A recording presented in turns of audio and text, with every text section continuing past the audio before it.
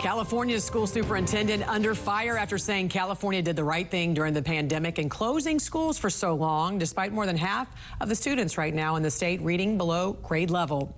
Joining us this morning to discuss is President of Parents Defending Education, Nicole Neily. Good morning, Nicole. Great to see you.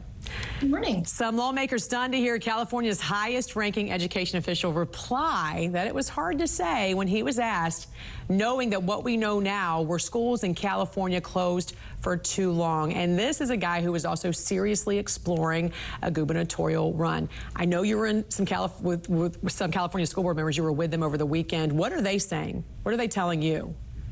Everybody is astonished. I mean, Thurmond is fully and completely an outlier because policymakers at the federal, state, and local level have all agreed since that the pandemic school closures were an unequivocal disaster. And so I think by saying this, Thurmond has shown that not only is he unfit for his current position, but he is certainly not fit to take the reins as CEO of a state with 39 million people in its population and a $300 million budget. $300 billion, I'm sorry. Yeah. Less than 50% of California students were found to be proficient in math and English during the 21-22 school years. California, as we know, closed much longer than many other states. What did you make of the learning loss there? California was not in terrific educational shape even before the pandemic. And during the learning loss, achievement fell off a cliff.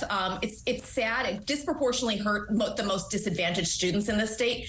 And yet when parents tried to advocate during the pandemic to reopen schools, they were mocked. They were derided by public officials for their advocacy. We were told by the head of the teachers union of Los Angeles that there was no such thing as learning loss. Shame on those educators, shame on those politicians, because the only ones who are really losing are these families and these children. I want to ask you about this proposed bill that's making its way through the California legislature right now. It would essentially give the state school board veto powers over local school districts, meaning that school board members that were voted on locally by the people would be stripped of essentially making any decisions since the state could override them. Can you talk to us about what this would entail?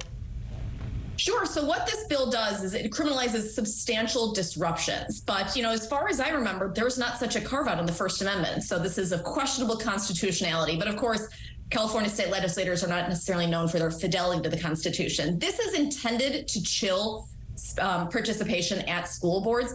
And it turns out that, you know, for many of these school board members and frankly, members of the California legislature, the whole idea of the consent of the governed is a big hassle for them. They don't really want the public input. They want a rule from on high. And this is meant to discourage any kind of criticism at all. It's shameful that this is happening in a democratic state. And we're already getting a glimpse of some of this in the Temecula School District. Again, I know you were with some of the board members over the weekend. What is the message this bill is sending to parents who voted for a new direction in California schools?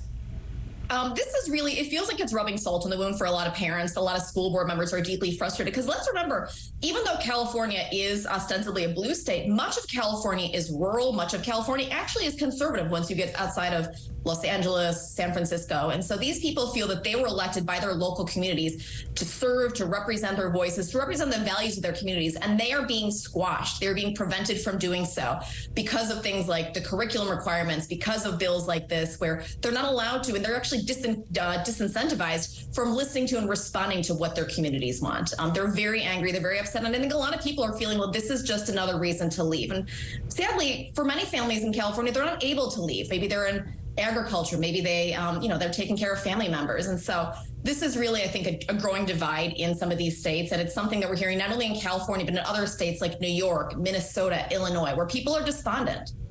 President of Parents Defending Education, Nicole Neily. We appreciate you joining us this morning. Have a great weekend. Thank you, too.